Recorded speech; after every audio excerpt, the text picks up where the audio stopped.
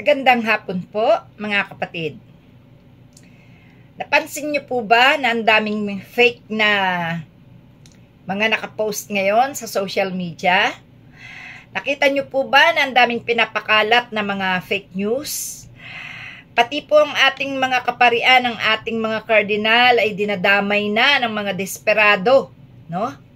At sinasabi po na sila ay nag-endorso ng mga kawal ng berdugo, no?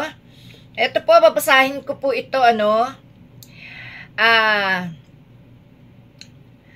tinawag na fake news ng Diocese of Caloocan ang online post na nagsasabing nag-endorso si Bishop Pablo Virgilio Cardinal David ng national candidates para sa May 12 midterm elections.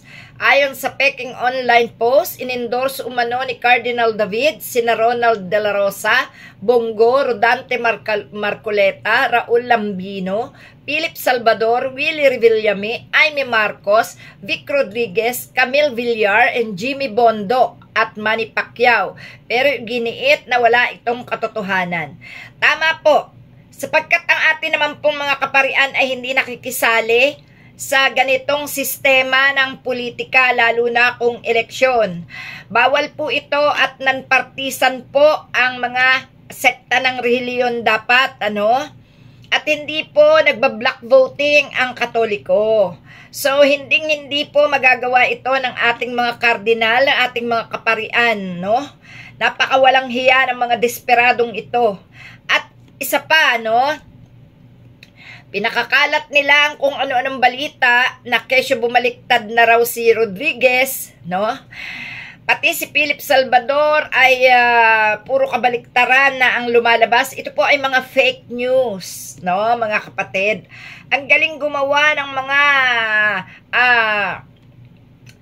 ewan kung anong klaseng mga vlogger itong gumagawa ng mga ganitong fake na posting, At nako, si Harry Roque, nagsasayaw at kung ano-ano sinasabi. Yan nga yung yan nga yung talagang masasabi natin ng mga nakapag-aral, pero ang mga ugali nila, mabuti pa ang mga no read no write. Merong dignidad na dinadala pa sa sarili nila. Pero itong mga ganitong klase eto,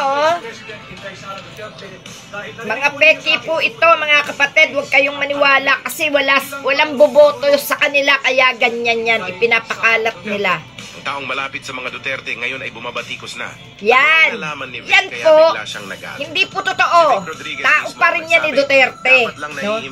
Yan pong mga yan ay desperado na kasi hindi lumalabas sa kampanya ang mga pangalan nila kung hindi sila magsisigaw. Yan pong mga ganyang tao ay mga desperado. Pinakikita lang po ng mga fake news peddler nila na sila ay nagbaliktaran para makakuha ng boto, Kasi alam nila na kapag tao ni Duterte, hindi talaga iboboto. Kaya mga kapatid, huwag niyong paniniwalaan yung mga pagkukunwari ng mga hudas na yan. At talagang sila ay wala ng pag-asa, Yan si Sara Duterte, si Bato de la Rosa, si Bongo, wala nang kakwenta-kwenta yan. Ipanalo nyo mga taga Davao, si Mayor Nograles. Bakit? Para matapos na ang inyong kalbaryo sa bansa, sa bayan ninyo dyan sa Davao. Para matahimik na kayong lahat at makapamuhay ng masaya. Kayo'y nananahimik sapagkat kayo ay may mga takot. Hindi sa inyong kapakanan ang inyong ikinatatahimik. Bagkos kayo ay mga takot. Para mawala na yung takot na yan, iboto nyo si Nograles at ipanalo nyo siya para tuluyan ng mabura ang pangalan Duterte, Kahit yan sa inyong local government, Talagang hindi na dapat binibigyan ng chance sa mga Duterte. Kung ano na ng pakalat, Kung ano-ano na mga pinapakalat kasi mukhang mga desperado na talaga ito. Ngayon, ano't ano man ang gawing katarantaduhan kay Nograles dahil si Nograles ang matapang sa tama, no? Matapang sa katotohanan at lumaban bilang mayor. Ano't anuman ang gawin kay Nograles, isa lang ang tutumbukin diyan. Sino ba ang kanyang kalaban? Kaya mga kapatid, ingatan nyo si Mayor Nograles, iupo nyo siya ng maluwalhati, gabayan kayong lahat ng Panginoong Diyos. Huwag kayong magtitiwala, no? At huwag nyo nang iupo ang mga Duterte dyan sa lugar nyo. Para tahimik na kayo at hindi kayo kakaba-kaba sa inyong mga pagkilos sa sarili nyong bayan, no? At yung pong mga ipinakakalat na na-disqualified ang bayan muna, ano? Huwag po kayo maniwala dyan sa mga ganyang balita. Marami po ang natatakot na makaupo ang mga taong marunong magsulong ng batas na swak sa mamamayang Pilipino. No? Takot po ang mga kalaban na maiupo sa talagang tunay na nagmamalasakit at nagmamahal sa bayan. Natatakot sila kung kaya't kabi-kabila ang mga paninira nila. So, ito po, ngayong gabi, pag-aralan nyo pong mabuti ang inyong mga iboboto. Huwag nyong paniniwalaan ang mga kabaliktaran na inyong nababasa, sapagkat sila po ay gusto lang makakuha ng boto, no?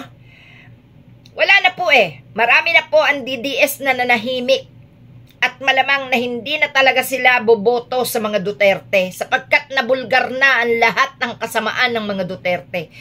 Pati pari natin. Si Vic Rodriguez, ang dating kaalyado. Yan. Ngayon galit na sa mga Duterte. Yan. Fake po yan. Fake yan. No? Fake yan. Huwag niyong paniniwalaan yan. Fake yan. Naghahanap lang yan ng boto. No? Akala nila, pag nagpalabas sila ng mga ganitong posting na bumabaliktad na mga DDS, mga line-up ng DDS, yan Duterte, akala nila, pag ipinakita nila sa social media na bumabaliktad na, akala nila makakakuha sila ng boto. Pues wala na po kasi talagang boboto sa kanila, kung kaya't ginagawa na nila ang lahat ng paraan para sila ay maupo sa ating gobyerno. Hindi po ba katangahan yan? Tanggapin na nila. At yang si Bato de la Rosa at Bongo, hindi na po yan makakapaglingkod. Huwag nyo na po asahan yan. Dahil maliwanag pa sa sikat ng araw na yang mga yan ay sisingilin sa kanilang mga kasalanan. No? Duterte, hindi na dapat maupo pa yan. At lalo na itong sina Philip Salvador, Robin Padilla, na talagang dinaan yan. At isa pa, yung mga nababalita po na handa na ang pera para ipanalo ang mga hudas na yan. Kahit po limpak-limpak na pera ang kanilang ibayad para sila'y maupo, may karma po yan. At isa-isa silang mawawala sa kanilang mga pangarap na maghari-harian sa ating bayan. No? Lahat na po, gawin na nila ang lahat. Inumpisahan na ng Panginoon ang paniningil.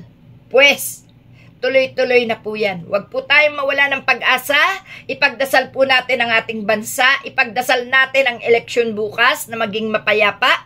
Ipagdasal natin ang ating mga kandidato na nawa ibigay ng Diyos ang karapatan sa kanila na makapaglingkod ng tama, payapa, at sagana sa ating bansa. Salamat po mga kapatid. Salamat po.